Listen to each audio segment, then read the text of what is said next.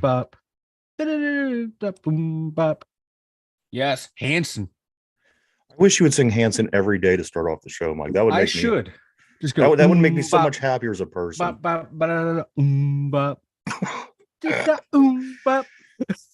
I'm kind of happy, Mike, that you are in a musical mood I'm in a very musical mood today. because I just read over the weekend that Ice-T Mike is now saying that modern rappers are goofy and soft. Goofy and soft. Do you think modern rappers are goofy and soft? Don't get me wrong. I don't want no beef with Ice-T. You know what I mean? But yeah, I don't want beef with Ice-T either. There's some. Yeah, I can see that are goofy and soft. There's others like I ain't messing with them. But yeah, it's a lot different than what we were used to growing up. it's very different. And I think the thing was, Mike, when we were growing up, these guys were making a name for themselves. They were making they were trying to make waves and advance their what it is they do. Yeah. And it feels like now it's stagnant. And it's almost like they have nothing. There's nothing out there to fight for, to prove, to in a sense that it did back in the early 90s. Yeah. And I think that's what it is. I think that it's basically like in this 80s limbo, like the music was in the 80s, because you went from the 60s and the 70s, 2 decades that meant a lot as far as music went. And then the 80s, like I said, when there was nothing more to sing about that was that meant something.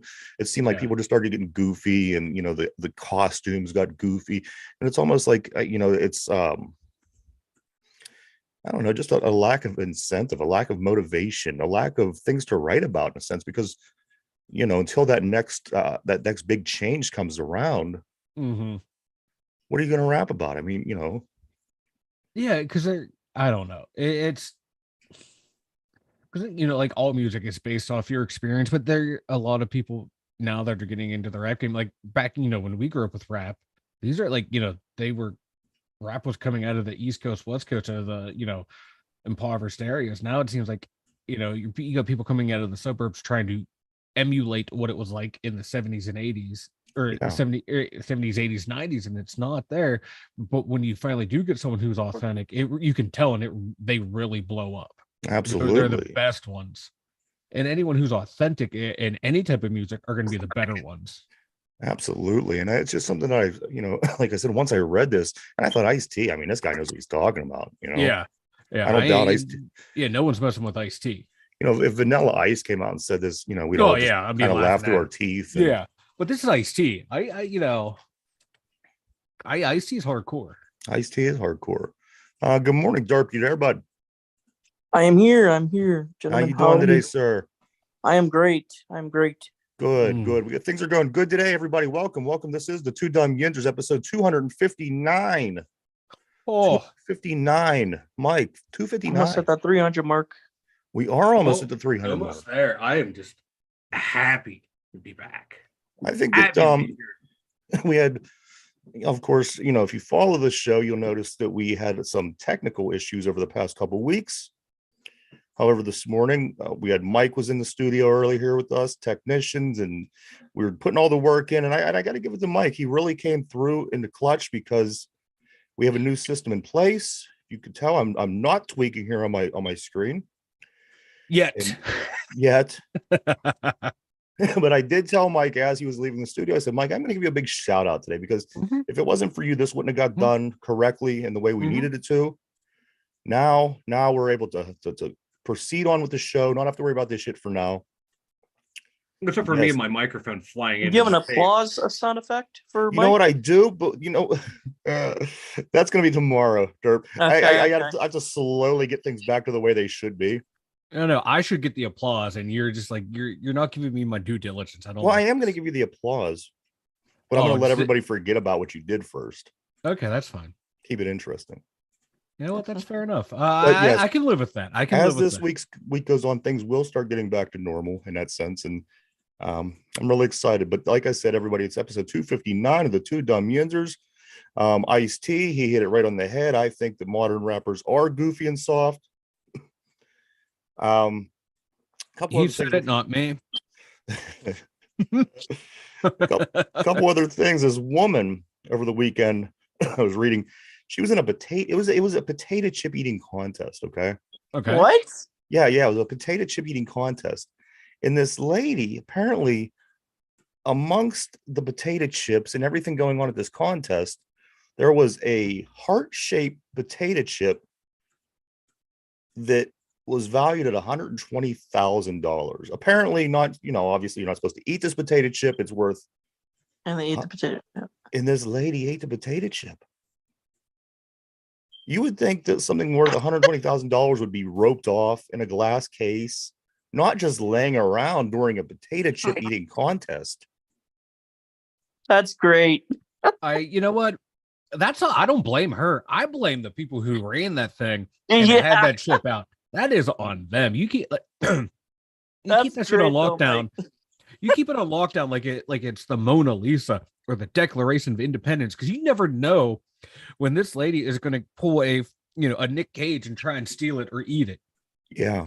You don't mess around with this. What do you do? What do you do? You know what I mean? It's just one of them situations. You just gotta kind of let it fly. You're at a potato chip eating contest. I'm eating a potato chip. Do we know what flavor it was? I do not. No. If it was like a Dorito, like a Cool Ranch Dorito that has all the flavoring on it and stuff, I don't blame her for eating that. I would have inhaled that thing like I'm inhaling my Pop-Tart. But here's the thing that gets me. Isn't it almost too easy to fabricate and make one of these? I mean, in a sense that, people see Jesus's face, they see Elvis's face and things, and the potato chip shaped like a heart. I mean, if the potato chip was shaped like Jesus or Elvis, it might be different. But I mean, to create a potato chip that's the shape of a heart, I don't know. You think it wouldn't be that hard? Just get a fucking. You can make. I have heart shapes for my Valentine's Day cookies. I can make one for my potato chip. Thunk. There you go. There's your heart shaped potato who's chip. Buying this? Give me $120,000. And who's the person that's buying this potato chip? Not me. How much did it go for again?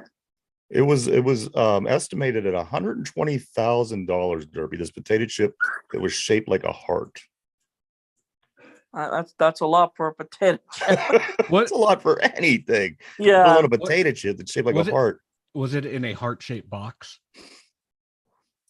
It didn't say. And again, if it was in a heart shape or something, if it was in a heart-shaped box, you would think it would be almost impossible to eat, because it's like, okay, well, there's the $100,000 chip right there in a heart shape. I don't know. Eric, you just missed my Nirvana reference, by the way. I like it. Also, Chris Rock. I am super excited, Mike, to watch this Chris Rock stand-up that just came out. It's on Netflix. The jokes about Will Smith seem to be hilarious. What I'm picking up from social media, everyone seems to love it, and they're going on and on about it. I thought the people that hate Chris Rock and like Will Smith said it was terrible. Who are the people that hate Chris Rock? That's and then the people who like Chris Rock. I hate both of them because they're both disrespectful to each other. And I love the disrespect. Fuck them both. I fuck them all. They're good comedians, but they disrespect anyone. Think about the comedian. They have no limits. Rock. That's kind of his job. Chris Rock is, that's what he does. He makes these jokes. Where Will, he was always more of the straight cut guy, the guy that didn't swear in his music, and he had the family show in the 90s, and I mean obviously these are just the personas we know about these people, but it seems a little upsetting to me when when Will Smith comes up and smacks you in the head. I would expect those things from Chris Rock. Well, like Chris Rock in his stand-up, I guess he goes into like the history that they have together and what led up all to this stuff, because the little pieces that I caught. So once I sit down and watch it tonight or tomorrow, get the full feel of it. It's going to be. I can't wait. Yeah, I love celebrity beef. I love it. There isn't much going on as far as sports tonight, so I do expect to be in front of my television watching the Chris Rock stand-up special tonight, hopefully. One more thing before we move on, guys. Mike, You told me once Brittany Griner got freed from Russia that I have no chance. You remember this conversation, right? Yeah. Well, now Kevin Durant and Brittany Griner are apparently getting into a relationship with one another, which I still have no chance. What? Yeah. Yes, exactly. Wait, what? Once again, KD is chasing the rings, baby. He's chasing rings, man. Yes, there was a picture of him in front of her with his arm around her waist, and everybody was online talking about, is this a joke? Did she switch teams? Blah, blah, blah, blah, blah. All the jokes that you would expect. Well, apparently, Kevin Garnett and Brittany Griner are getting into a relationship. Oh, Kevin Durant or Kevin Garnett? Or who are you talking about There's here? two different. There's two guys. Two differences. Yeah. Kevin Durant. Which one? Okay, Durant. Okay, Durant. Okay. You said Garnett. Oh, I'm sorry. Anyway, I guess it's really besides the point because both of them are male, and she wasn't into that, but now Mike, she's back in the field. She's not in the prison changes people, man. Prison changes people. Well, that's what I said. Look at Dominic Mysterio. He's a changed man. Now Brittany Griner's a changed woman. Prison changes people. You're in Russian prison, no less. I imagine Russian prison, and I don't think Russian prison's a lot worse than our prison, but I think if you're an American, I don't know. They showed the prison. It looked like an open air prison. Like they had like prison made her everywhere. She was so afraid of prison. It made her straight. I don't mean to take. That's a shot, though. No, you're good. I like it. Good joke. Talk about scared straight. Right. But I do. I got a thing for Brittany Griner. I always have. You do. And I just think that she needs to, break it off with Katie, because for fuck's sake, for one, if they have kids, they're going to be over 11 feet tall. She needs a normal guy. She needs a regular guy in her life. There you go. But anyway, guys, we do have sports we're going to talk about today. Mike, I am going to start with the Penguins once again. I know I've been going heavy on the Penguins. But you know what? Rightfully so. I mean, we have a bunch of big news going on, but we're going to start here. The last game the Penguins played, Mike, was the other day. They played the Florida Panthers in a game that they were getting ready to come home. They're finishing up their road trip. They were on a 4-game winning streak heading into this game. Figure if we get the job done in Florida, we'd come home with a 5-game winning streak and face Columbus on Tuesday. But it didn't go that way, Mike. The new look Penguins, the Penguins that now include Bonino, Kulikov, Granlund. This team goes out the other night, and they laid an egg. They lost 4-1 to Florida. Florida's a good team, Mike. Give me a little of yours on the Florida Penguins game, man, if you will. Well, it was like your typical Penguin game that we've seen throughout the year. They gave up multiple goals within the first minute of a period and the ending of a period. Yeah, defensive lapses, things that we have seen happen every single game, reared their ugly head. It's looking like, hey, this is a team that's finally getting it together. They're rounding into form, and then all the warts that we've seen all year reared their ugly head again. And you can't allow that. You can't. They scored 20 some seconds left in the first period. Yeah. Florida did 10 seconds left in the second period after we, battle back to get it within a 1-goal game. You can't have that. Those are back-breaking goals, and this team cannot overcome those. This team has a tough time overcoming a deficit, and it's just what we've seen all year long happened in this game. With a team that has 95 defensemen on the active roster. Why do we have so many defensemen, Mike? I don't know. I don't get it. 10. It's insane. You fill 23. How many guys you put on? How many guys are on the bench during the game? There's I'm just going to call the Pens a retirement home from now on. That's what it feels like. And Kulikov wasn't even activated yet on the or dressed for the game. So it's going to be interesting to see who comes out of the lineup. I was feeling good on this 5-game win streak. I flipped out on the trade deadline, and I'm going back into that. I don't know what they're doing. It's frustrating. Now, did JT Miller, did he end up moving anywhere, or is he still? I don't remember him moving at all. Yeah, I don't recall seeing his name. I didn't see it. No, he did not move at all. He's still sitting there. They didn't, and that's what the big stink was about. Let's move these people. Let's send these people down. Let's do this, get some money, blah, blah, blah. But they did recall Drew O'Connor and Drake Kagula. How you say his name? Yeah. Yeah. Guria. They are someone who doesn't matter. You know, he has been reassigned. I don't know his position, but I'm sure he's probably a defenseman too. Like I no, know, they're both for Drew O'Connor. You know, yeah, and Drew O'Connor, he's like when he scores, they sit. He sits on the bench the rest of the game. It makes no sense. He brings a little life to the team, and I just don't get it. I don't get Sullivan's dislike of younger players. And, you know, that's what won him his 2 Stanley Cups, were the younger guys coming up from Wilkes-Barre, providing that that youthful energy. And now he hates the younger players. You need this youthful energy. You need it. I don't understand what they're doing. And, you know, it kind of goes to the thumbnail for last week's show, I think on Friday. You made the point that, you know what, Hextall literally took this old team and made it an older team. He did. I don't get it. You know, Drew O'Connor, he's played 28 games this year. He only has 8 points, 5 goals, 3 assists, but he's not your goal scoring guy. He's out there. He provides a spark, a little energy. In games when he plays well, he tends to lose ice time. It makes no sense to me whatsoever. It's peculiar. Yeah. Now let me ask you this.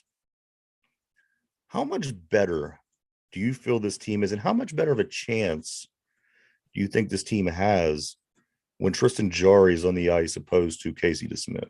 Oh, a much better chance. I didn't save the stat, but they're like when the goals against average and save percentage, like when Jarry's in compared to DeSmith, it's one of the biggest, if not the biggest, drop offs in NHL right now. From our starter to our backup, it is a huge drop off in play and in production out of the goalie position. So yeah, when Jarry's in there and he's healthy, this team can be really good. I agree. I agree entirely, because it seems like every time that he's in there, we are in the game. We do win the games. Does Jarry have, what's his deal? Does he have injury issues? Is that a problem? Yeah, he's always been injury. He's been injury prone, man, ever since he became the number 1. And then Hextall gives DeSmith a contract extension, even when he wasn't even that good of a backup. You knew Jarry's going to lose time. It's just who he is. So you think you would have a better backup. It's frustrating. So it is what it is. You know, I just don't think that this team is in a great position to make any kind of run. Again, like you said, we are head and shoulders when Jarry does play. Yeah, but there's the injury issues, of course. There's this cluster that Hextall pulled at the end of the week last week. We got 3 senior citizens back. I just don't see. Like I said, it's almost, especially if you're a team like the Penguins, it's kind of hard to miss the playoffs. And don't get me wrong, totally possible. They could miss, but you got a team with your main pieces in place, and they're going to get in, Mike. Yeah, but I can't see them, getting in there, hitting that next gear that you have to hit once the NHL playoff start. You got to hit that next gear. You got to hit it now, and you got to be hitting on all cylinders. Yes, we swept Tampa Bay in the season series, but you know what? If we come out in the first round and have to play these guys or something like that, it's a totally different game. They come out, they step it up, and we're still the same team that played them in March. Yeah, and right now, like the Sabres, Senators, Panthers, and Capitals, they're all 3 points behind the Penguins. Yeah. So this is a tenuous spot, man. It is so tight. These last couple teams that are jockeying for this spot, and we're slowly losing our games in hand. Right. Buffalo actually has a game in hand on us. We're even with the Senators, but we have 2 games in hand on the Panthers and the Capitals. But that goes away quick. And yeah, there's no way we're catching the Rangers. They have 79 points. They're the lowest team in the East or in the Metro. There's no way we're catching them. So we have to. How many points do we have right now? We have 71. 71. Yeah, and the Islanders have 72. And then everyone else has like 68 out of the 4 teams behind us. It is a tight race. And right now, like the betting odds I saw is like the Penguins have an 88% chance of making the playoffs. But that can change, man. You have a couple bad games in a row. Next thing you know, boom, you're done. That's what I'm worried about with this team. One other side note, Mike. Apparently the other night on a Malkin penalty, Malkin tied Kevin Stevens for the most penalties in franchise history. Yes. Which I don't, here's the thing. These guys that spend a whole entire lifelong career, You expect these things because you're here so long. You're eventually going to catch up on these numbers. But yeah, there you have it. But a skilled player being your most penalized player, that is to me it's a joke. Like Malkin should be nowhere near there. Yeah, he plays a physical game, but a lot of his penalties are stupid penalties, stupid offensive zone penalties that hurt the team. But Kevin Stevens did have a great line. I was reading Josh Yohe's article, and those Yohe made a comment to Kevin Stevens, and Stevens goes, "Yeah, ask Gino how come it took him so long." Because Stevenson didn't over 500 games, and Malkin's played like over 1,000 games. You're right. Yeah, so Artie was a different breed, man. Like younger people, if you don't go look up Kevin Stevens, watch his highlights. He is like the original power forward of the NHL. That guy was a beast.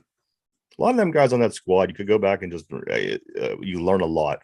Mark Reckies, your Kevin Stevens, your Rick Talk. It's guys like this. You learn.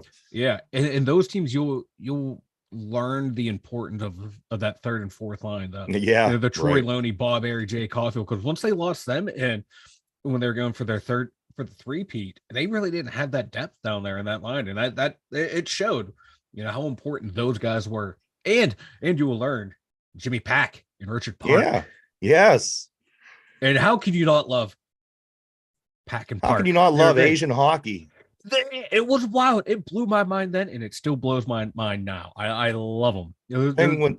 They were good players too, man. They weren't like there as ha. Look, we got the Asian guys. So they could play and they competed and they had important minutes on the team. Yeah. Next game, of course, guys, is the Penguins at Columbus at Pittsburgh. That's tomorrow night, 7:00. Derpy. Quick prediction. Do the Penguins beat Columbus tomorrow night? Mike, you have a record for Columbus on you by chance? If it's at home, yeah. You like the Penguins against Columbus tomorrow night? Yeah, if it's at home. All right. Derpy got the Pens. Who you like in this one, Mike? I like the Penguins. Columbus is 20, 37, and 6. So they don't play well against Pittsburgh in Pittsburgh. So no. And Columbus had their 3-year window where they were quasi-relevant, and now they're back to where they belong in the basement, and I love it. That Tortellini still isn't over there, is he? No, he's coaching the Flyers, ain't he? I think so. I don't know. Tortellini bounces around so much; it's hard to keep track of how many bridges he has burned throughout the league. Guys, let's dribble on over. We have some big Pitt stuff to talk about today. The Pitt Panthers basketball team, Mike, they come into the game on Saturday ranked 25. Playing against the number 16 Miami Hurricanes. This game was for all the marbles. If we win, the Pitt Panthers would share the ACC title with Virginia. If we lose, we don't. And the game came down to one final shot. Henson. I thought it was going to go in. I thought it was too, 78-76. I mean, we were down by some significant scores in this game. I think it was 18 points at one time, 12, 10, things like that. Comes down to, we get back in at 78-76. Henson fires up a shot that he nailed earlier in that game, which was about 10 feet from behind the 3 line. This one rims out. Just short. And Miami leaves with the shared title with Virginia. But you know what, guys? A couple of things. We spoke many times about something that Pitt needs bad on this team, and it's rebounding. Mm-hmm. Yeah. And that was greatly, I mean, it was so obvious during this game. We needed a big guy. We need somebody down there eating up them boards, because if you're a team that's going to live and die by the 3, you better have a big guy down there that's ready to eat up the bounds. That was what lost this game. If I you know what, I put money on it. If you had a big guy, and not Federico, I'm talking about a big guy. Federico is a big guard, basically. Mm-hmm. If you have that big body down there and you're able to absorb some of these rebounds, this game goes different through many parts of the game, not just the end of the game, not just it would have been a different game. That right there, Mike, that's the big difference maker. We don't have a rebounder. We just don't. Henson's getting rebounds, Federico's getting rebounds. These guys are getting them, but we just don't have a guy that's a rebounder. You got them 2 big them Spanish twins. I mean, their legs are like toothpicks. Like this is, you need real rebound. You need guys that are big and strong, and they just don't have it. And this is why I'm like, this is why they're not going to do anything. They have coming up. The ACC is off today. However, tomorrow through Saturday, we have the ACC tournament down in Charlotte. Mm-hmm. Tomorrow, Florida State and Georgia Tech play one another. Yes. And the winner of that game, Pitt will then play on Wednesday. And if we beat Georgia Tech or Florida State, which we should be able to, then the almighty Duke. Then they go on to play Duke, who's sitting there on their double bye. And let's just say we could somehow squeak by Duke. It's more than likely going to be in the semifinals, Miami, because they are sitting there with their buys and their competition is no better than what we're going to be facing in our first game. So it's really likely to get Duke, and then Miami again, and then let's just say you get through that gauntlet. Saturday's the championship game. Now these are all day after day after day. There's no break. Once you're in this tournament, you have to beat the best teams every day, or you're out. So Wednesday, we will play the winner, Georgia Tech, Florida State. Thursday, if we win, we play Duke. Friday, more than likely Miami. And let's just say Saturday, we're still alive and we sneak into the championship game, Mike. Mm-hmm. More than likely, and again, anything could happen, but you're either going to get Virginia or Clemson. So for 3 straight days, you would have to beat, let's just hypothetically, Duke, Miami, and Virginia. I don't think Pitt's doing that. And the reason I don't think Pitt's doing that is not because I don't think they're talented enough or have the coach, the team. They need somebody to be able to rebound the basketball. And especially if you're going to come out day in, day out, 3 games, 4 days in a row, trying to win games in the style that Pitt plays, again, with their long ball. They love the 3. You need somebody under the boards, Mike. This is why, Derp, this team will not probably make it past Thursday. But if they do make it past Thursday, I think it will be impossible without rebounding that this team could even advance to Saturday. Yeah, that's a huge thing. Like you just said down, you've been saying you need that big body, especially the way this team relies on the 3. These other teams have that big body. Yeah, and like I said too, man, like this Pitt team, man, they've already exceeded expectations. No one saw them, right, fighting to be to win the ACC, and no one saw them to be in this position going into the ACA tournament. They were picked to be second to last. Yeah, I was gonna say, I know it was like way down there. Yeah, so this team has already exceeded expectations. So this is a nice little program building year for this team. I agree. You got to look to, you want to focus on now, but too, you got to look at the future of this program. You get a couple key transfers in, a couple key, commits. It's going to be this team could turn some heads again next year, be in a better position next year. But for the now, they just got to just keep playing your game the way you can, live and die by it. You've made it this far. Why change it up? You don't have that big body, so just keep playing the way you are. See how far it will take you. And another thing, Mike. No, you're absolutely. I agree with 100% with what you're saying. 100% with what you're saying. And continue if you needed to. No. That's all I had. I was rudely interrupting. No. You are fine, sir. But like I said, starting tomorrow, it's nonstop. You have the first round. Like I said, it goes the whole way up to Saturday. And then Sunday night's already Selection Sunday. So, it doesn't stop. And I believe next Thursday, Friday, Saturday, and Sunday, not being this week, but of next week, will be the first 2 rounds of the big tournaments. I mean, the NCAA tournament comes and goes fast, and it's mad basketball on mad channels. And good luck trying to find your daytime soaps if you're into that kind of thing. That's why it's one shiny moment. What's that, Derp? I said that's why it's one shiny moment. You're right. And you got to be the best team. If you're not the best team, you're not going to win the big game. You're not. The best team usually does win, or within the first 4 to 6 teams over on the country. Sometimes you get that Cinderella, but you got to be one of the best teams. Derp, how many games do you think they're winning this week, man? We're gonna have to win 4. Pitt Panthers are gonna have to win 4 games if they want to win the ACC. They'll probably win the first game, but I don't see them getting past Duke. Duke on Thursdays. I don't see them getting past for you. Mike, what Yeah. do you think? We got Wednesday will be Georgia Tech or Florida State. Mhm. They win that. It'll be Thursday, Duke. Friday, probably Miami. And then Saturday, like I said, I mean, there's a whole load of other good teams that will be facing either Virginia, Clemson, somebody of that nature. Unless I think- Duke is hockey. Sorry. I was going to say, I think they're going to win 2 games. You know, they're going to come out, they're going to beat whoever script team they got to play. And then I think they do beat Duke because, you know, they already beat them this year. They played well Actually against lost them. to Duke. Oh, they lost? I thought they beat them. Oh, it's North Carolina. North Carolina, we beat twice. I mean, it wasn't bad. I think we only lost by like 8 points or something like that. Yeah, it was Let me pull up their schedule because I closed it. Yeah, it was North Carolina's a 6 team I'd keep an eye on too. Yeah, but North Because of how desperate they are right now. Yeah, but I think they can beat Duke.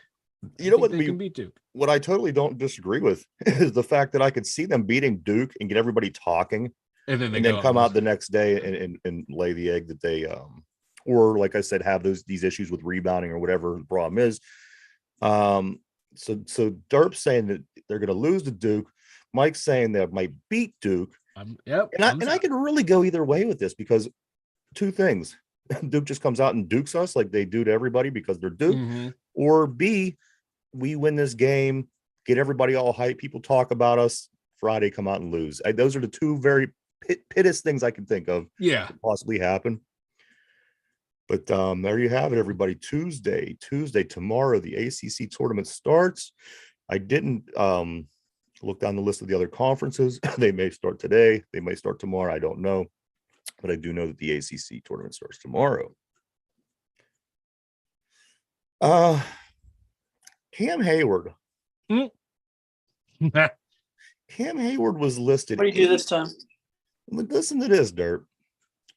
Cam Hayward is listed 88 out of 100 in ESPN's MVP list for this past season, which means only 87 people in the NFL would have been ahead of him, in their opinion, for the MVP of the league. I don't think that Cam Hayward's in the first couple hundred of the MVP.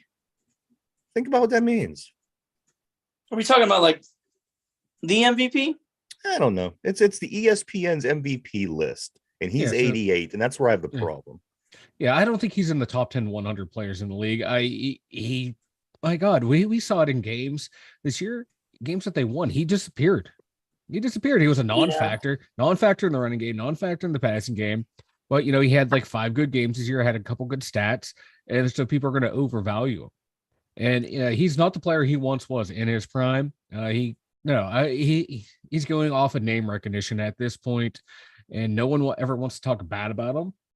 But he's not the player he once was. He can still go out there and have dominant performances, but they're few and far between at this point. And for me to be ranked in the top 100 for like an MVP, most valuable player, there are more players on this Steeler team that were more valuable than Cam Hayward. Absolutely. I'm sorry, James Daniels on that offensive line was more valuable.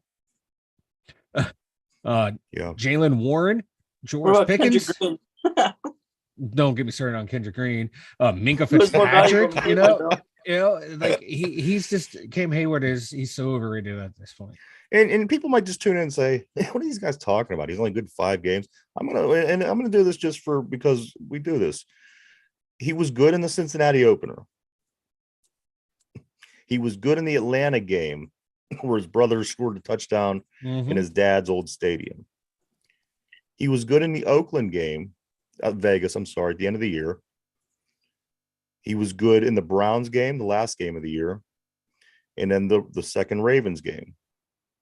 And if you would go back and take those 5 games and watch them again, you'll see what I'm talking about, because he looks like that player that he claims to be all season long, all off season. Me and Aaron Donald, nobody else. It's us and then everybody else.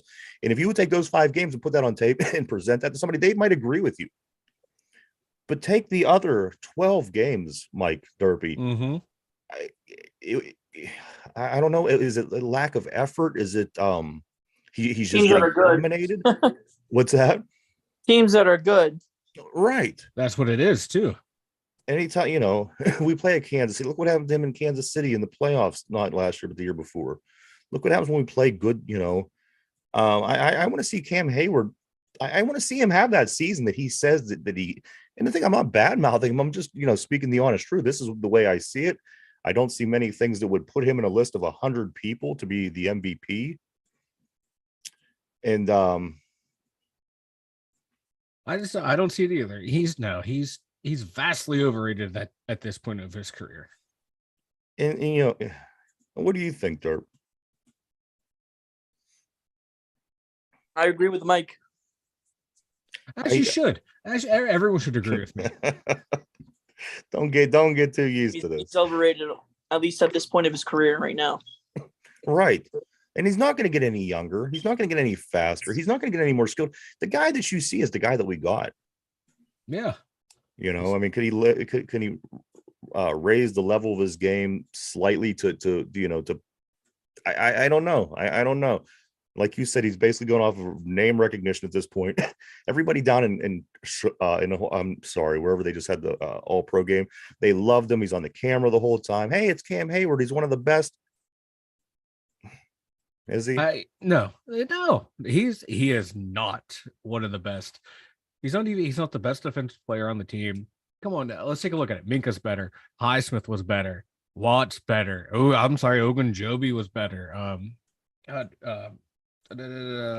was better. Alalulu.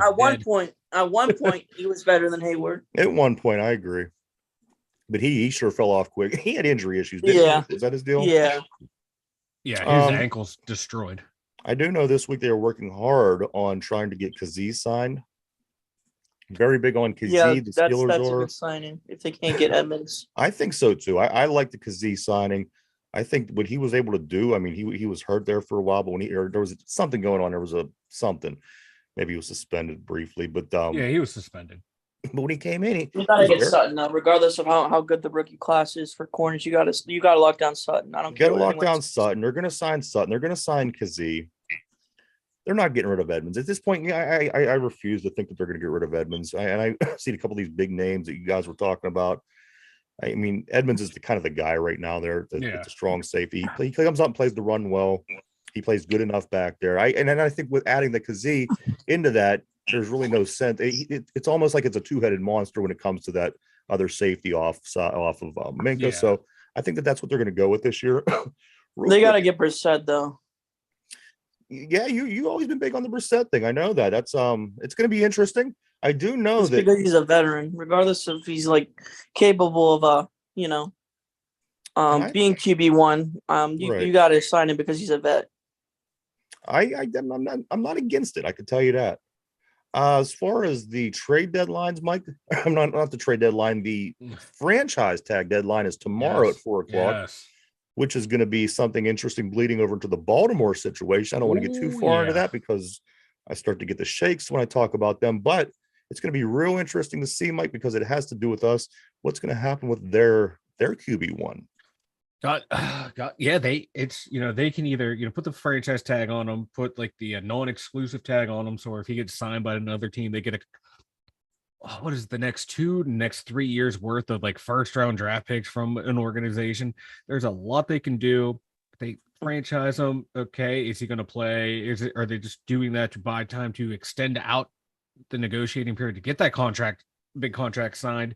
Then if they sign to the big contract, how is that going to affect the rest of the cap situation? Because they already spent a lot of money on the defense. Who are they going to have for offense?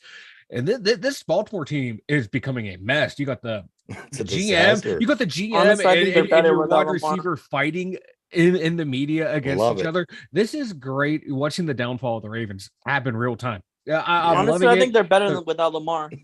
No, they're much better with Lamar. He's former league MVP. They did it. Running back one, right? No, he is a quarterback. He is a quarterback. He's not a quarterback. His arm stinks. No, he has Mark Andrews to throw to. I'm sorry, Rashad Bateman is a number 3 receiver. And what has he done since then? He has no weapons. He has no weapons to throw to. He is a league MVP. Get out of here. Get out of here. Don't Hey. make me mute. Don't make me mute you. Where's that mute button? I like it. I He's like a running it, Dirk. back. He's a running No, I he's back. tell not. you what, it's No, both he's are not. right because here's the Josh thing. Allen's a running back then. What does he want? What is he? He's choked all the time. He's no You're league right, MVP. you're right. He's a running back. Let me tell you this. There was no time that I was more afraid of the Baltimore Ravens than when they were doing that with two running backs on one on either side of Lamar Jackson. He was in the pistol or in a shotgun. He'd receive the snap. He'd put the ball in front of him. Two guys would go two different ways. Then they jet toward the line. You didn't know who had the ball. You didn't know if it was Ingram. You didn't know if it was the other guy. You didn't know if it was Lamar. And they're all running as fast as they can in three different directions. That is when they were the most effective, I thought, with Lamar Jackson in this lineup. That was when I feared Lamar Jackson. And to be honest, they're both right in a sense because, yes, Lamar did many things to become the MVP. It wasn't just running, but his running abilities was something that was unparalleled in the NFL at the time. And it's maybe we haven't seen it since either. I think that guy, that way that they ran that offense and built around him and played like that was very dangerous. Did it win him a Super Bowl? No, it didn't win him a Super Bowl. So maybe I'm blowing a little bit too much air up their ass. But for me personally, I hated that look. I hated hoping that the Ravens would lose while playing that style because if you weren't a top team, top defense, you weren't stopping them. They were very fast, very unpredictable. And it, like I said, you just get three guys going in three different directions. Your defense ultimately doesn't know what to do. You have to give it that extra second. And when you give it that extra second, what happens? You give these guys with speed that extra step. So that is when I found them scary. So you both are right in a sense. I think that we're basically just arguing from two different points. Let's move on, guys. Combine. Over the weekend, you guys was telling me, you were teaching me a lesson about Jack Campbell out of Iowa. Well, apparently Jack Campbell tested 99.8% percentile athlete, 99.8% percentile athlete, being compared to TJ Watt is somebody that they were comparing Jack Campbell to. Boy, what it would be like to have somebody like that back on that second layer. The highlights I'm seeing, I haven't watched an Iowa game. Mike, you're a Big Ten guy. You've probably seen him a lot more than I have. But from what I'm seeing, boy, he seems like he would be a treat to have in the middle of the field, man. Honestly. He was fast in college for sideline to sideline, but how well is that going to translate to the NFL where the game gets that much faster?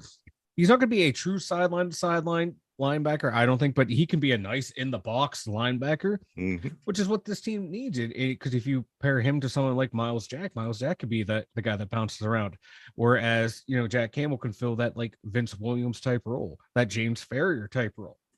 He still be able to cover like, on the line tight ends, people coming out of the break right there. I wouldn't put him up on tight ends that line up as wide receivers. Right. But for like quote unquote traditional tight ends, he should be able to cover them pretty well in the NFL. Should be able to track well inside. And he's going to be a first rounder, or he's going to be early second rounder. Yeah, he's moved up on the draft board after this one. He's now ranked, at least according to PFF, he's their number 44 ranked player. He's jumped up big time. If you're looking at linebackers first round, like some teams may be, not. I try to get him at 32. Do you think what do you guys think? First round, do you think he's gone by? Because he's not going to last. He's probably not going to last till 49. No, he's not going to be. He's not a first round linebacker. There's no real first round linebackers unless you're looking at people like Will Anderson. He's an outside linebacker, right? More or less your outside linebackers because they classify them as edge rushers. Those are going to be ones who go first round. Middle linebackers, you're looking second, third round is when those guys are going to start coming off the board. I do know where 17 should be, though, now. What's that? I do know what our 17 probably should be. What do you think? Who are you thinking for 17? If you say Addison, I'm muting you. He's not going to say Addison. I'm hoping Addison. I'm hoping, but no. I know who he's going to say. Go ahead. Say it. No, it's not even a corner. Oh, shit, man. I don't know who he's going to say. Tackle from Ohio State. Which one? Jones. Sensibly, we should do. We should get that first round tackle. It's Jones. He's more. I think he's going to be there in the second round. He's going to be there in the second round? Yeah, Dwan Jones. You can probably grab him at 6 or at 32. Who's the guy If that that's you're the talking case, about, then Mike? you The got to guy get from him. Northwestern. Who's that? He seems Skronsky. to be a pretty high. He might be better suited He's at going to be guard. first round. He's going to be in first round. You He think might he's be still better there at at guard. 17? No, No. because he can play. You can put him in at right tackle, any of the guard positions. Left tackle might be able to. Thing is though, he has those short arms, but if he has like good hand fighting Like a ability, T-Rex. yeah, comparably, yeah, arms are longer than mine probably, Right. but those short arms guys are able to get up in on you. But if he has like that strong hands, good combat ability with his hands, you can play him at left tackle. But for right now, definitely right guard, plug and play. Same thing with left guard, right tackle, plug and play. Left tackle, I wouldn't be opposed to trying him out at left tackle. He can't be any worse than Dan Moore. Right. You know what? Two guys. These are my two guys. These are my Give me two your guys. guys. Give me your guys, Dirk. Give me your guys. Obviously Porter, Oh, of course. and if he's there because he's jumped up, and from injury, if you know what I'm talking about, Nolan Smith. Okay. I've heard Batuia's talking about Nolan Smith. Let me give you some quick numbers on JPZ Jr. from the weekend. He did run a 4.46 40. Peasy's got a 10.9 broad jump, 10-foot 9-inch broad jump, and a 35-inch vertical leap. Is he going to be there at 17? Let's be honest. There's a lot of people from Pittsburgh want JPZ Jr. 17 comes around. Here we are at the end of April. We're sitting here watching the draft. Is there any teams in front of us that are in dire need of a CB, or is this? Are we speculating too much? He's probably going to be gone, or is there a legitimate shot, or are we so in need of an offensive lineman we go at that 17, and then we miss out on a shot for somebody like JPZ Jr. between 17 and 32 or whatever we're at. There's teams that need corners. I'm looking at like the Cardinals. Lions need corners. The Lions need corners. God, I can see the Jets taking a corner to pair with Sauce Gardner. Ooh, if they put JPZ Jr., Sauce Gardner, Jordan Whitehead, that's gonna be nasty. Oh, and I don't even know who the other guy they have is back there. But come on, there's teams ahead of us that need corners, and it all depends on who they're going to take. Honestly, I'm on the Jets because of their quarterback situation. I wouldn't be opposed to call the Ravens. For you know who? For the Jet, yeah, right. Yeah. And that's been talked about. I've heard their name come up for that pick. Right. Yeah. But who's the other big corners? Who's the other big corners that could go, between 1 and 17? Christian Gonzalez out of Oregon? Devon Witherspoon. I can see Deontay Banks. He had a really good combine going off of his numbers. Yeah, I've heard a lot about Banks. Banks. He went from a second rounder to potentially being a first rounder after the combine. Is Brian Branch is he a safety? That's a guy. Branch, he's more safety. He's a safety. Out of Alabama, yeah. I want to go offensive lineman 1, offensive lineman 2, and then get one of these other corners down there. If they do, I'm going to be mad if we go twice. I will too. Just because I want to beef up that offensive line. I'm going to be really mad if we go twice. I can see, maybe a 1 and a 3. We do have them big holes on the defensive side of the ball too. I think we have going into the second round. I think we have to address both sides of the ball in them first 2 picks. See, I would, if I could, here would be my offensive line picks, and this is going to be crazy. I would take Anton Harris at 1, him or Broderick Jones, because they should both be available there. Then at 32, I picked the wrong position here. 1 second. At 32, I'm taking a guard. I am taking Steve Avila out of TCU. Okay. That, to me, I think you can beef up your offensive line, and that's what this team needs, at least on the offensive side of the ball, is beef those areas up. Beef up that offensive line. You're going to help your run game. You're going to help your I just think game. we're too That's young. Open up. I'm our line. They are what they are. There's not going to be a huge next step with this line. There's Right. not. Like they played well against the teams at our level and below, but Yeah. you watch these offensive lines that were in the playoffs. This team is nowhere close. What This about team is Yeah. better, the way gentleman better. from James TCU Daniels. that you just mentioned? Mhm. Not exactly the strongest competition. They go and they play Georgia, get wiped. I mean, is he a product of that? Or is he legit one of the better offensive linemen that you'd seriously consider going after? He's one of the better offensive linemen. He's the second rated guard. Besides Osiris Torrance, he's the number one rated guard. Dude's a beast. Out of Florida. Out of right? Florida, I don't if he's I don't think he's fallen out of the first round. But then after that, you had like Steve Avila, Andrew Voorhees out of USC, then all the way down to Chandler Zavala out of North Carolina State. Then you start going down the board. There's no real big impact guards that I think can play right away. I would get one of the top two guards, get one of the top tackles in the draft. Just beef up that line, man. We're investing all this money in skill position players. We need the line, man. In the first 50, I think it's going to be hard to screw this draft up. I think that Omar's going to come in. He's going to want to make it look good. I mean, he's going to want to make a name for himself in this position. I think it's almost impossible to screw this draft up for the Pittsburgh Steelers. I think you're going to maybe get, you're probably get a handful of these names that we're mentioning. Let's move on, guys, because we are down to 9 minutes of the show. I do want to jump in briefly to the XFL because the XFL is something that I do pay a lot of attention to and I do support entirely. XFL over the weekend, guys. Rod Woodson going for his first win of the season. He is 0-2 going into the Seattle Sea Dragons game. This game was on Saturday, the only game on Saturday. The Seattle Sea Dragons beat the Vegas Vipers 30-26. Vegas looked like they had the win in the bag. As a matter of fact, I'm working on the graphics for the website, and I'd start printing it up for Rod Woodson getting his first win. And it didn't happen that way because, XFL is crazy and anything could happen. It's not just a field goal. You could get 1, 2, or 3 extra points after a kick. It's so many different things could happen. But Seattle, they did with the league's leading passer. Ben Nucci goes up there, throws for 377 and 4 touchdowns, beats the Vegas Vipers 30-26. Saturday's games come around, Mike. You and I were watching the DC, the DC game. The Defenders hosting the St. Louis Battlehawks. Hell of a game.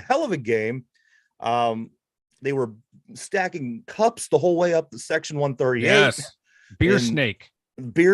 I loved it. I love this XFL thing. Yeah, and then there's people. Snake. And if you don't, if you're not allowed to build the beer snake, then you could throw lemons at the referees. I love this whole thing. I love it. Remember, beer snake is a privilege, not a right. Beer snake is a privilege, not a right. Mike, St. Louis, they win this game they lose this game to DC 34-28. Yes, they almost had a comeback. They did. It was 2-2-0 teams going at it, so it was very interesting to watch. DC moves to 3-0, while St. Louis falls to 2-1. And that, Mike, at that point was the highest scoring game of this young XFL season. We'll get back to that in a moment. Third game, which was the second game on Sunday, of the Orlando Guardians take on the Arlington. I forget what they are. What are they? Something crazy. Renegades. The Renegades. See, you forgot them because they're from Arlington. That's right. I forget Arlington. Just like the Rangers, Texas Rangers. They come into this game, they win 10-9. It was the low scoring game of the weekend. Arlington beats Orlando 10-9. Arlington goes up to 2-1, and Orlando drops down to 0-3. And finally, the game that I couldn't wait for, Mike, Dirt. San Antonio Brahmas, Hines Ward squad. They come out there, they get the big win last week, Mike. We were getting a little they were convincing us they were going to be this good team. They come out and play the Houston Roughnecks. Now, this team, Mike, the Houston Roughnecks, before COVID happened in 2020 in XFL 2, they were 5-0. Houston was 5-0. They were the team. Now that we're back in XFL 3.0, they're now 3-0. So this team is 8-0 in the last 8 games that they've played. They come out, handle business, beat Hines Ward 22-7. 7 points is all that the Brahmas was able to pull. This team right here, Mike, this Houston Roughnecks, that's my team. That's not my team. I like the Brahmas. I like Hines. I like the colors. But in this whole XFL thing, I got to go with the Houston Roughnecks. Yeah, they are they're the franchise, man. They are. They're Yes. the team to beat. Absolutely, man. But I'm DC all the way now. After watching that game, I am DC Defenders all the way. DC was very convincing. Absolutely. And okay, so DC, I made a mistake. The Vegas Seattle game was the highest scoring to that point until the DC game. Yeah. DC in St. Louis, they possessed the highest scoring game so far in XFL 3 with 62 total points. And that's what I like to see. And I was telling Mike the other day when we were talking, I think that you're finally starting to see better football now. People that tuned in week 1, like, well, these guys, I mean, it's they're not that, we're used to watching NFL skill players. This isn't as fun. Tuning in now. The guys are starting to look like professional football players. They're not dropping the passes. They're not making the mistakes. It's week 3. It's only going to get better as far as the skills go of these teams. Keep continuing to watch. I think the XFL gets better. I think their stadiums are getting a little bit more packed. The players are shaking the rust off. I had a great weekend as far as XFL football, but I do every week. And again, I do support this league entirely. But you like who, Mike? You like the DC Defenders. DC Defenders, man. It's because their fan base is wild. They are now my team. They are so excited to have a football team in that city that's worth something that ain't even funny. I'm loving it. Anybody that you like in this pool of 8 teams, Derp? Huh? I'm sorry. No, you're good. In this pool of 8 teams, Seattle, Vegas, Orlando, Arlington, St. Louis, DC, San Antonio, or Houston. Anybody that you like so far in this whole thing? And I know San Antonio's your squad. Yeah, I'm just gonna stick with San Antonio. You stick with them guys? Yeah. But a lot of fun. Whoever has Gordon, like I think it's whoever has Gordon, Josh Gordon. That is with Ben DiNucci, right? With Ben DiNucci. Yes. Who's that again? Ben DiNucci. That's the Seattle Sea Dragons. Yeah. I probably put because they have Gordon. That's nice the team that probably will win it all. He did. He was the one that caught the touchdown to win that game against Vegas when Vegas was up. Ben DiNucci to Josh Gordon. Great game. That was a great game, to be honest. All good games, everybody. Mm-hmm. I'm just gonna go over some of these Pirate scores real quick, and then we got to get into the trivia because we are running late on time, everybody. Oh, and I do want to say real quick one more thing from the Combine because it's Pitt. I do want to toot my horn a little bit. Brandon Hill, the safety, was the fastest safety. Is that Pittsburgh? From Pittsburgh was the fastest safety in the Combine with a 4.43. And pairing that up with Cansey last week, that's some pretty awesome stuff. Hopefully these guys get some good looks in the draft. Pirates, guys. Pirates, we left Friday. The Pirates played the Orioles. They they tied 1-1. Preseason, of course, you could have the spring training ties, all that stuff.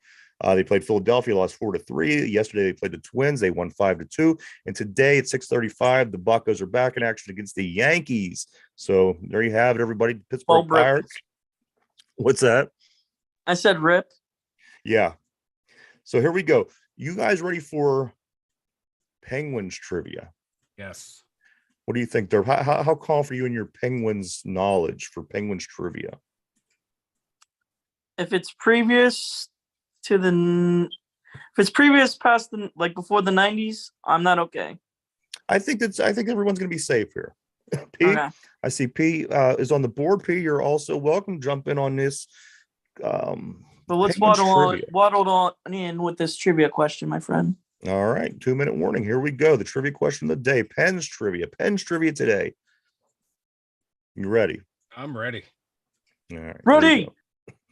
What is Mario Lemieux's highest scoring season? I'm looking for the amount of points.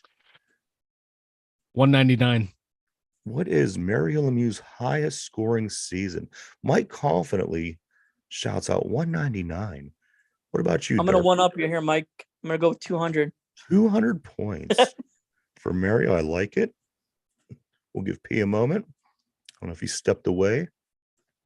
But P, we are looking for The highest amount of points scored by Mario Lemieux in a season. Mike says 199. Derpy says 200.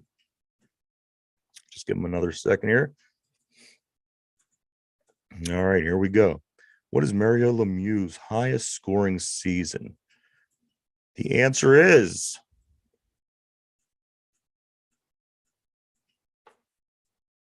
199 points. Mike, this seems like something that you knew. Oh yeah. Being a big He Penguin totally fan. cheated. No, I'm joking. But that is correct. 199. And you know what, Derby? You weren't bad either. 200, close enough. But Mike, you nailed it right on the head. You are our Penguins expert, so I didn't expect anything less from you. Mike, why don't you go tell everybody about the website? 2dumbeyinjers.com. 2dumbeyinjers.com. Head on over there. We have links to YouTube, Spotify, Anchor, everything you need for 2dumbeyinjers at 2dumbeyinjers.com. There you go. And P did. He did come in with a 220. P, the answer on that was 199. And yes, go check us out, www.2dumbeyinjers.com. We are live all week long, Monday through Friday from 11 a.m. to 12 p.m. And the show that we do that day gets uploaded over to Spotify at 8 o'clock that evening every day. So this show, if you want to just listen to it on the way to work, in the gym, whatever, it will be available on Spotify and podcast form at 8 o'clock this evening. Mike, do you have anything before we take off, man? No. Derek Carr looking like he's going to sign a 4-year contract with the Saints. Ooh, interesting. What about you, Derp? Anything before we take off, brother? Yes, I do. This is for everyone. Okay. From each level of life, from school, like from high school to college to adult life. Okay.